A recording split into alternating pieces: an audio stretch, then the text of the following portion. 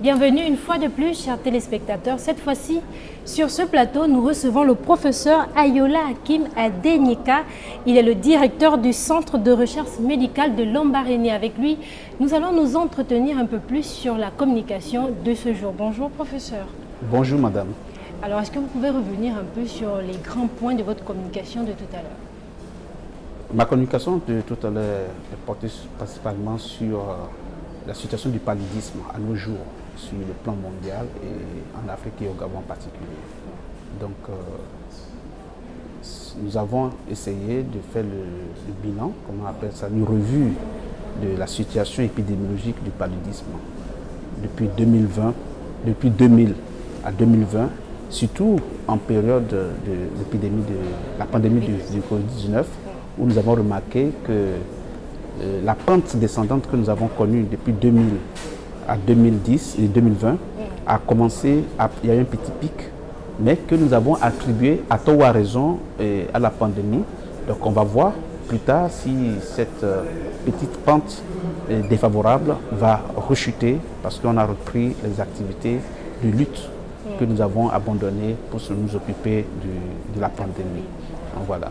Donc nous avons aussi parlé des goulots d'étranglement de cette lutte, notamment la résistance contre les médicaments, contre les insecticides, contre aussi, bien entendu, le développement du vaccin et contre le paludisme. Donc on a pris en gros tout le paludisme, la lutte contre le paludisme dans sa globalité, sans rien laisser de côté.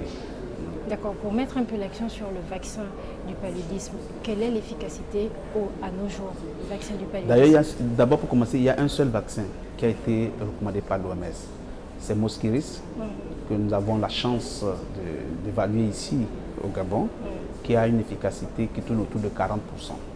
Quand on parle d'efficacité, en général, l'efficacité n'est pas un pan, c'est-à-dire ce n'est pas l'efficacité contre toutes les formes. Vous avez des efficacités contre la forme infective, c'est-à-dire l'infection, l'efficacité contre la forme maladie et l'efficacité contre la mortalité.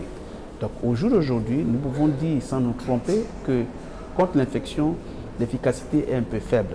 Parce que contre l'infection, ça veut dire que vous n'allez pas être infecté par le paludisme, même si le moustique vous pique. Donc c'est ça. Maintenant, contre la maladie, nous avons aussi une efficacité un peu élevée. Donc malgré que vous soyez piqué par le moustique, malgré que vous soyez infecté par le parasite du paludisme, vous n'allez pas développer la maladie. Donc vous n'allez pas faire la fièvre. Et auquel cas, bon, vous portez votre virus parasite avec vous. Il y a l'efficacité contre la mortalité, ça veut dire, si vous êtes vacciné, protégé partiellement, ça veut dire que vous allez faire la maladie, mais vous n'allez pas en mourir. Donc c'est ces différentes catégories, mais c'est difficile à expliquer à la population. Quand la population dit, j'ai eu le vaccin, oui, je ne peux plus faire la maladie. C'est un peu comme Covid. Vous avez eu tous vos vaccins contre Covid, mais quand vous êtes infecté, ah, ce vaccin n'est pas bon. Mais ce n'est pas vrai. C'est pas vrai. Si vous demandez à quelqu'un qui a fait le Covid avant d'être vacciné, il vous dira la différence, elle est très très énorme.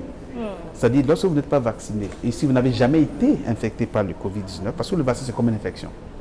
C'est une infection douce, parce que l'infection naturelle, vous ne la contrôlez pas. Vous ne savez pas la charge virale que vous recevez. Vous pouvez développer la maladie et en mourir. Alors que quand vous faites le vaccin, vous ne développez même pas la maladie, mais vous allez développer les mêmes mécanismes de protection comme si vous avez été infecté.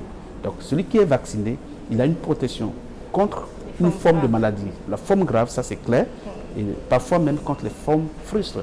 Et en général, ceux qui sont vaccinés, ce sont eux qui véhiculent même l'infection. Mais pourquoi? Il faut vous vacciner pour que les gens qui sont vaccinés ne viennent pas vous contaminer. Vous devez vous vacciner vous-même. Comme ça, ils viennent avec le virus, ça ne vous dérange pas. Dans le cas du paludisme, c'est le même mécanisme qui va se développer.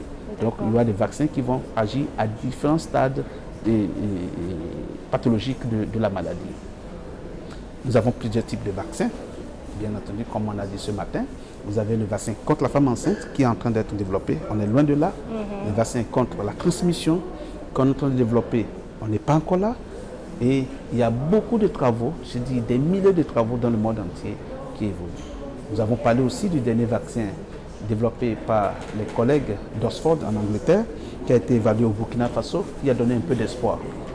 Même si ce vaccin qui a montré une bonne efficacité au Burkina Faso, nous croisons tous le doigt pour que ce vaccin soit mis sur le marché, donne une efficacité dans sa phase 3, nous souhaitons que ce vaccin soit efficace contre toutes les formes de la maladie. Et c'est l'espoir que nous avons maintenant. Nous sommes tous suspendus au résultat de ce vaccin qui est dans sa phase 3, qui se fait actuellement au Burkina Faso, au Kenya et en Tanzanie. Nous attendons les résultats de ce vaccin qui est promoteur, bien entendu, mais c'est comme l'ancien vaccin, amélioré. Il n'y a pas de grande différence entre les deux. Donc, nous travaillons à l'amélioration des produits et vaccinaux qui existent actuellement. Donc, c'est là ce que je peux dire. Merci, professeur, pour votre visite à l'agence gabonaise de presse dans notre stand. On espère que vous reviendrez très prochainement. Au revoir et à la prochaine.